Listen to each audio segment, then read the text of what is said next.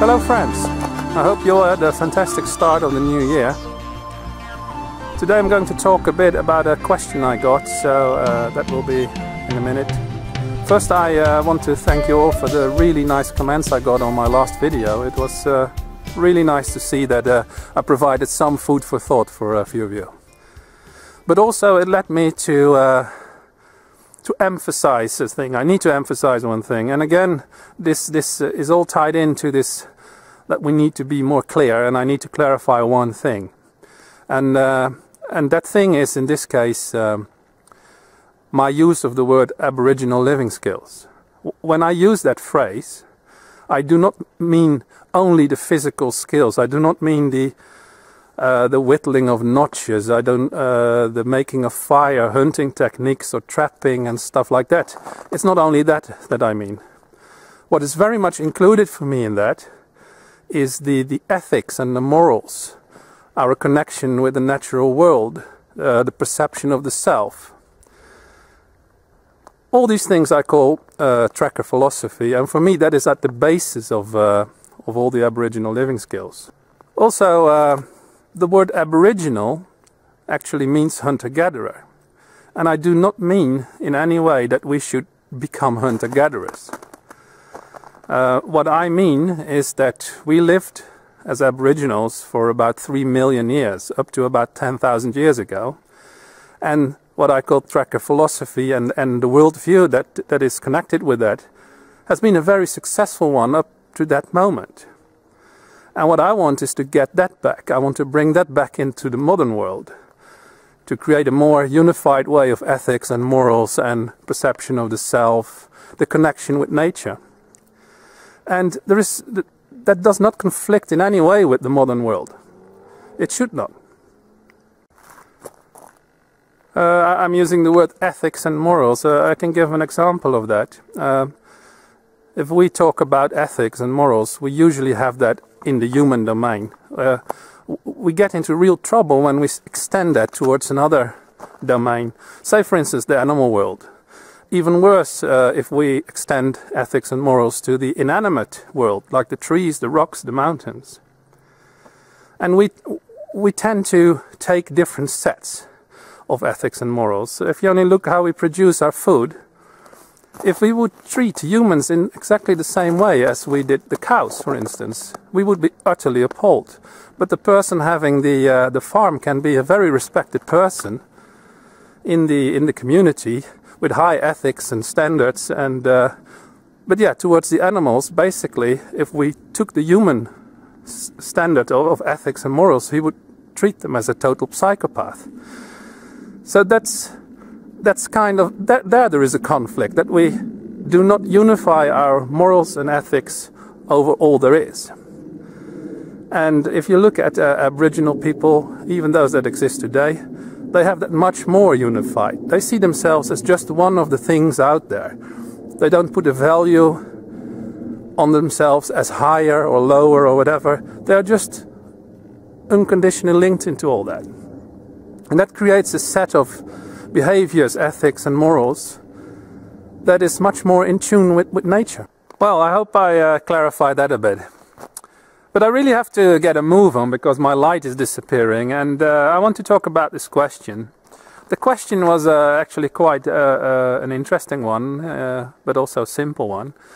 The question was, do you recognize a certain biotope where you can find chaga?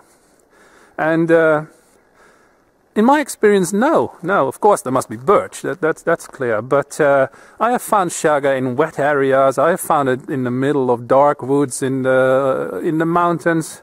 Basically, wherever there is birch, you have the chance that there is chaga. So the core of that question basically is, how do you find chaga? And I think that's a really nice way of demonstrating, or at least talking, because I don't know if it's going to succeed, but at least talking about one of these Aboriginal living skills and how that ties into our state of consciousness and our awareness. Because there are two ways of getting to this, of trying to do this. You use your knowledge of knowing where birch is, and you would select an area where there is more birch than just one or two. and then you would just systematically look around and try to find it. But this can be a very frustrating thing. If you have read my last newsletter, I talked about SMART goals, and this is almost like it. It becomes a SMART goal. It is systematic, it's measurable, it's achievable, realistic, and time-bound. And if you fail, yeah, you have the feeling of failure. So what I tend to do in these cases, and what I try to convey in my courses as well, is first, of course, the bushcraft way is not to go look for it. The bushcraft way is to collect it when you find it and not when you need it. But apart from that, there are lots of situations where you need a resource now, especially in survival, and then you can have a different type of attitude towards this. What I want to do is I want to notice it. I don't want to go searching it, I want to notice it. And that's a big difference, and I will explain a bit about that. So what I'm saying is, instead of looking for it, I'm going to track it. My definition of tracking is actually becoming mindful of relevant things in your awareness. So first you have to be able to be aware of something, and now the state of consciousness comes in quite a lot. Usually we have this internal commentator in our head. It is talking about what has been, what is going to be, all our worries, the time, you have to go home. It's constantly there. If you see a waterfall, it's telling us how much liters per second is falling. It's the analytical, logical mind. That thing is really in the way of trying to notice stuff. It is in the way of being in the now, and that is the key thing. Instead of constantly fretting about the past and constantly worrying about the future, we need to give ourselves the time and allow ourselves the little space of time where we just let it all go. Clear that, clear your mind, don't have thoughts, and just be sensitive to all the subtle perceptions that you can have. Because the body is an extremely good tracker. And the whole method for finding this Chaga, it's not guaranteed at all, but what I tend to do in these situations is kind of envisioning myself finding the Chaga. Just in my mind's eye, I see myself coming to the tree and find the Chaga, and then I'm just going to walk. Of course, I'm using also knowledge. Awareness is a combination of a lot of things, and in this case, I know an area where there is slightly more birch than normal. It's that way, but I've never found Chaga there. I haven't looked either, so I don't know. So that's basically the idea. I'm going there, and I'm not going to search for it. I'm just going to see if I notice it. So you may wonder what it is that actually finds it then. Well, to be honest, I use a word that's called inner vision, but you can translate that to intuition. It is an extremely important tool in our lives, but the modern times where we live in, that intuition has been downgraded way and way too much.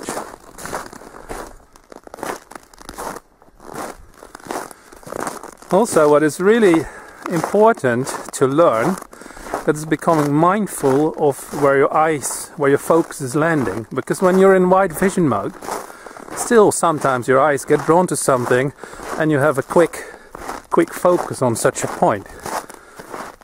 Usually that happens completely unconsciously, you don't even notice it. So the trick is to start noticing that, to become mindful of where your eyes land.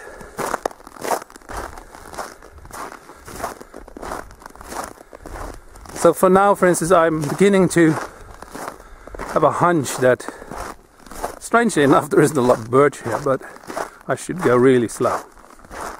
Alright, so I'm now in the woods, and it is quite amazing, this kind of stuff, because if I would have to really look and search for it, I would not have found it, because I'm now going to show you. I was really much drawn to one particular tree, and when I came to this tree, I couldn't find the Chaga. This is the tree. It's basically more like a bush. There's one thicker trunk in there. I'm just a bit from it. Maybe I should zoom out a bit. Right, you see, there's one main trunk.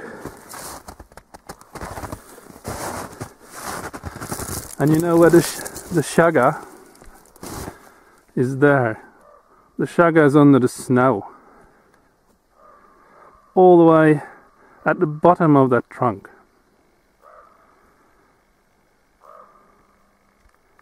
Under ice and snow.